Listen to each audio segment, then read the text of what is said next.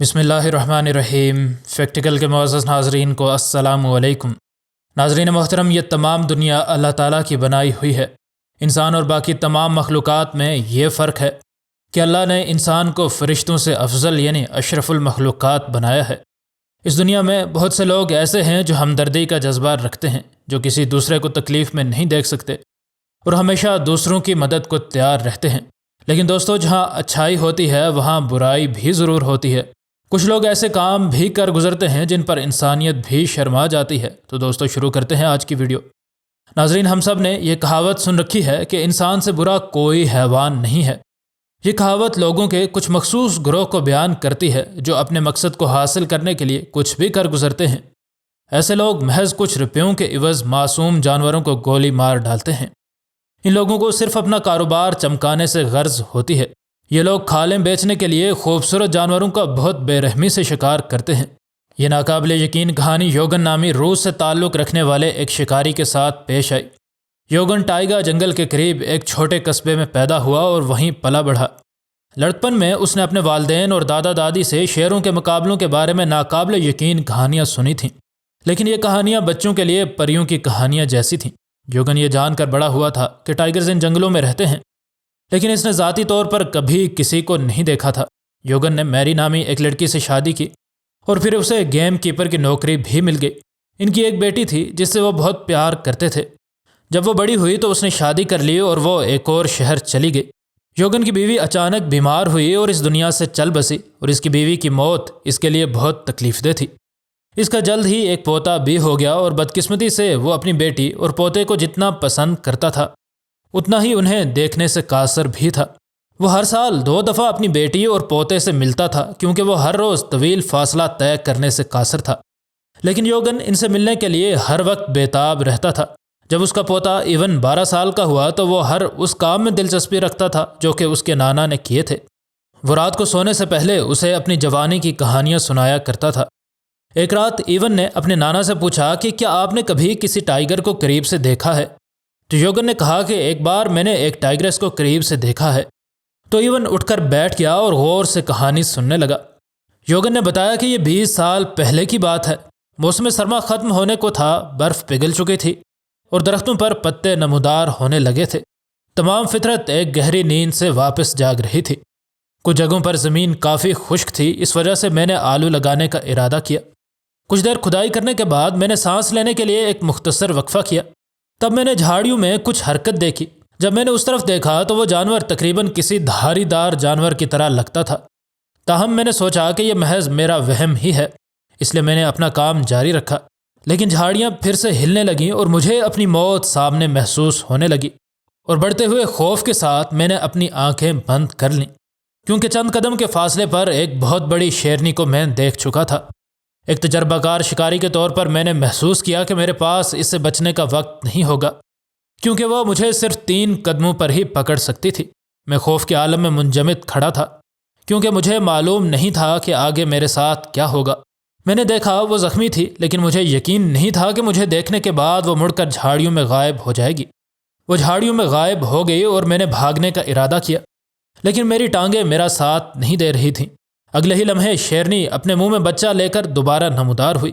शेरनी ने एक कदम मेरी तरफ बढ़ाया और शेर के बच्चे को घास पर बिठा दिया और उसे अपनी नाक से मेरी सिमत धकेल दिया। फिर वो जंगल की झाड़ियों में गायब हो गई। मैं खौफ की वजह से काफ़ी देर वहाँ खड़ा रहा। मुझे नहीं मालूम था कि शेरनी जा चुकी है या झाड़ियों में छुपकर मेरी तरफ देख रही है। लेकिन एक बात जो मैं यकीनी तौर पर समझ गया था, वो अपने बच्चे को मेरे पास लाई थी, और इसमें कोई शक नहीं था कि वो चाहती थी कि मैं ही उसकी देखभाल करूं, क्योंकि वो ज़ख्मी होने की वजह से खुद उसकी देखभाल नहीं कर सकती थी। नाजरीन, फिर इस शख्स ने इस शेर के बच्चे के साथ जो किया, ये बात भी बड़ी ही दिलचस्प है। लेकिन इससे पहले कि वीडियो को मज़ीद आगे बढ़ाया जाए, अगर आप प्रैक्टिकल के नए नाजरीन में से हैं तो हमारे चैनल को सब्सक्राइब कर लें। इस बच्चे की उम्र तकरीबन 1 माह थी। वो घास पर लेटा बेताबी से अपनी माँ को पुकार रहा था। तब मुझे भी इस बात पर यकीन हो चुका था कि वो वापस लौट कर नहीं आएगी। फिर मैंने फैसला किया कि जब तक वो अपने आबाई घर यानी जंगल में जाने के लिए तैयार न हो जाए, तब तक हम उसको अपने पास ही पालेंगे। आपकी नानी ने पहले महीने उसे बोतल से दूध पिलाया और फिर दूसरे माह से कच्चा गोश्त खिलाना शुरू किया। खुशकिस्मती से मैं एक हुनरमंद शिकारी था, जिसकी वजह से हमारे घर में हमेशा ताज़ा गोश्त होता था। شیر کا یہ بچہ بہت جلد بڑا ہوا، لیکن وہ گھریلو بلی کی طرح ہمارے ساتھ برتاؤ کر رہا تھا۔ وہ ہمارے دوسرے جانوروں کے ساتھ اچھی طرح گھل مل گیا اور اس نے کبھی کوئی جارحیت نہیں دکھائی۔ 9 مہینے گزر گئے اور اس دوران اس بچے کا وزن تقریباً 70 کلو سے بھی زیادہ ہو چکا تھا۔ اسے چھپا کر رکھنا اب ہمارے لیے مشکل سے مشکل تر ہوتا جا رہا تھا، اور ہمیں ڈر تھا کہ کہیں یہ بات نہ نکل جائے کہ ہمارے گھر میں ایک جوان شیر موجود ہے، کیونکہ ان کی کھال بازار میں بہت قیمتی تھی۔ لہٰذا یہ ضروری تھا کہ اس کی حفاظت کے لیے اس کی موجودگی کو خفیہ رکھا جائے، اور اس سے کوئی فرق نہیں پڑتا کہ یہ ہمارے لیے کتنا ہی مشکل تھا، کیونکہ ہم بھی اس شیر کو بے حد پسند کرتے تھے۔ ہم جانتے تھے کہ ہمیں اسے واپس جنگل میں ایک دن چھوڑنا ہی ہوگا۔ جب میں نے اسے جنگل میں چھوڑا تو مجھے اندیشہ تھا کہ وہ میرے پیچھے پیچھے گھر واپس آ جائے گا، لیکن اس نے مجھے آخری بار دیکھا اور جنگل کے جھاڑیوں میں غائب ہو گیا۔ میں کافی دیر وہاں کھڑا رہا۔ میں تھوڑا اداس تو تھا، مگر اس بات پر زیادہ خوش تھا کہ وہ اپنے آبائی گھر جا چکا ہے۔ ناظرین شاید سوچ رہے ہوں گے کہ اس کی ماں کے ساتھ کیا ہوا۔ ناظرین، جیسے کہ آپ جانتے ہیں کہ چھوٹے چھوٹے دیہاتوں میں خبریں بہت تیزی سے پھیل جاتی ہیں، اور اس شکاری نے بتایا کہ ہم تک یہ خبر پہنچی تھی کہ شکاری جنگل میں شکار کر رہے تھے کہ وہ ایک شیرنی اور اس کے بچوں کو مارنے میں کامیاب ہو گئے۔ ان نے ایک بچے کو تو پکڑ لیا، لیکن ماں نے دوسرے بچے کو پکڑا اور بھاگ گئی۔ یہ وہ بچہ ہی تھا جس کی دیکھ بھال کے لیے شیرنی اسے میرے پاس لائی تھی۔ اسی رات اس مشتعل شیرنی نے اپنے بچے کا بدلہ لینے کے لیے ان شکاریوں کے کیمپ پر حملہ کیا اور سب کچھ تہس نہس کر دیا۔ کسی نے شیرنی کو دوبارہ نہیں دیکھا، اور یہ معلوم نہیں ہو سکا کہ آیا وہ بچ نکلنے میں کامیاب رہی یا پھر اپنے زخموں کی تاب نہ لاتے ہوئے جنگل میں ہی مر گئی۔ ناظرین گرامی، ایسی ہی ایک اور ویڈیو بھی ہم نے آپ کے گوش گزار کی تھی، جس میں ہم نے آپ کو یہ بتایا تھا کہ ایک مادہ ٹائیگر ہر روز روسی فوجیوں کے مورچے کے سامنے آ کر کھڑی ہو جاتی تھی۔ ایک دن ان روسی فوجیوں نے اس کا پیچھا کیا تو ایک بے حد حیران کن وجہ نکل کر سامنے آئی۔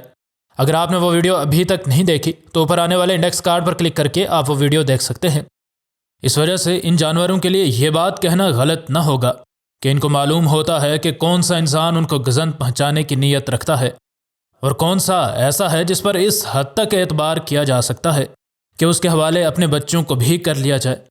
ان جانوروں کے بے دریغ شکار کی وجہ سے آج یہ جانور ہست سے نست اور نست سے نابود ہوتے چلے جا رہے ہیں، اور وہ وقت دور نہیں ہے جب جنگل سے شیر مکمل طور پر ختم ہو جائیں گے۔ شیروں کی گھٹتی تعداد کو دیکھتے ہوئے اب ان کے شکار پر پابندی ہے، اور اگر ان کی تعداد جنگل سے ختم ہو گئی تو ان جانوروں کی تعداد بہت زیادہ بڑھ جائے گی جو کہ انسانی فصلوں کو بے حد نقصان پہنچاتے ہیں۔ اور جب شیروں کی تعداد جنگل میں کم ہوئی ہے، ایسا دیکھا بھی گیا ہے، کیونکہ شیر ان کے قدرتی شکاری ہیں اور ان کی آبادی کو قدرتی طور پر کنٹرول میں رکھتے ہیں۔ مزید نئی ویڈیوز کے لیے ہمارے چینل کو سبسکرائب کر لیں۔ ویڈیو پسند آنے کی صورت میں ویڈیو کو لائک اور دوست احباب سے شیئر کرنا ہرگز نہ بھولیں۔ انشاءاللہ ملتے ہیں اگلی ویڈیو میں۔ فی امان اللہ۔